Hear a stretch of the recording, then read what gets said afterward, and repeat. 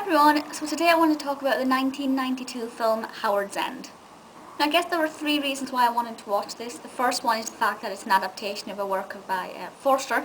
I'm a huge fan of Forster's work, so I was really looking forward to that, but I haven't read Howard's End, so I had no idea what it was about, so again that was a kind of pull factor. The second fact is the fact that it was out in 1992, that was the year I was born, and I kind of have a weird fascination with films and books that were published and released on the year of my birth. I just think it's peculiar. And the third reason is the cast. The cast in entirety is really quite exciting, and I'll go into more depth about that soon. But it is, of course, Helena Bonham Carter, who most of you know I'm a massive, massive fan of. So that was obviously the main reason why I was attracted to this film. So the plot for this is fairly fascinating. It focuses on two families in England, the Schlegels and the Wilcoxes. And Ruth Wilcox bequeaths her house to Margaret Schlegel. But Ruth's family finds this out before Margaret does, so she doesn't get the house immediately. And the film partly looks at what is going to happen to Howard's End, the house that was once owned by Ruth Wilcox. And in that sense, with that aspect of the plot, it's very surprising, and certain things happen that I didn't expect to happen regarding the house. So on that front, don't think it's always going to be obvious, or at least if your mind works like mine, don't think it's going to be obvious. But there are various other subplots going on there to do with sort of certain issues that arose at the time, obviously it's the beginning of the 20th century, which gives it a real feel for this time period. So it's not just a basic plot that, well, the basic plot, the frame for it could be lifted and put into any time period. Somebody passes on property, but it's kind of not given to them when it's owed to them, who's going to end up with it. But it's more about the relationship between these two families and how there are positives and hindrances about that.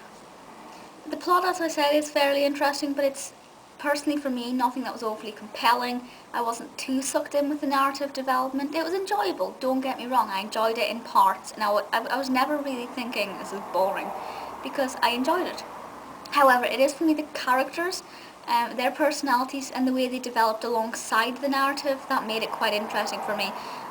There are three characters in particular that stood out for me. There are many, many good actors in this. I can't mention them all because we'll be here forever. But the three that stood out for me, I guess in reverse order, Vanessa Redgrave plays Ruth. Ruth I went from liking to not liking to liking in her time period in the film. And I liked her, and then she started to be kind of, not anti-feminist, but set in the traditional viewpoints for women at the time, and I thought, be quiet, stop talking, because she was saying things that I really didn't agree with, and things that really got me quite annoyed. But I think I liked that. I enjoyed the fact that I was getting annoyed at the script and wanting to tell the character to shut up, and then I liked her again, so that's fine. Emma Thompson plays Margaret, and I think Emma Thompson is one of the greatest actresses ever, and her portrayal of the character in this is absolutely fantastic. Then we have Helena Bonham Carter as Helen, which was very interesting because I didn't know the character was called Helen until it came on, and I'm like, did I just hear right? Have they just called her Helena? They called her Helen, and that's great. She's lovely in this. Not one of my favourite Helena roles, I have to be honest.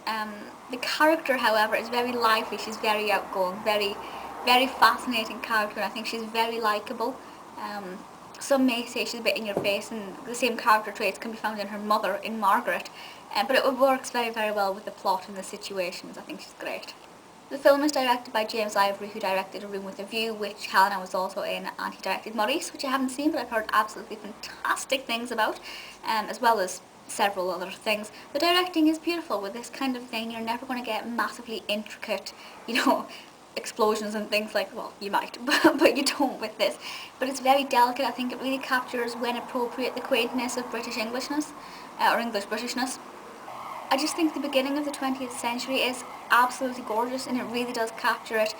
So for that aspect, I completely love the directing. The costumes are phenomenal. I don't know if there's not really a clear image of the costumes on there. And especially a lot of Helena's costumes are absolutely beautiful. So visually, for me, it's very appealing. Cast, characters, quite exciting. I just think the plot for me personally, it was alright. But if you'd said to me this is what it's about, I kind of would have been right, I need other aspects to draw me in.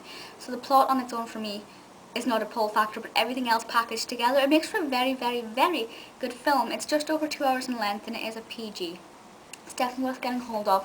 The DVD itself is a couple of pound on Amazon, I think £5 at the most, cheaper second hand. Definitely go and check it out. Let me know your thoughts on Howard's End, and I'll see you all next time. Bye!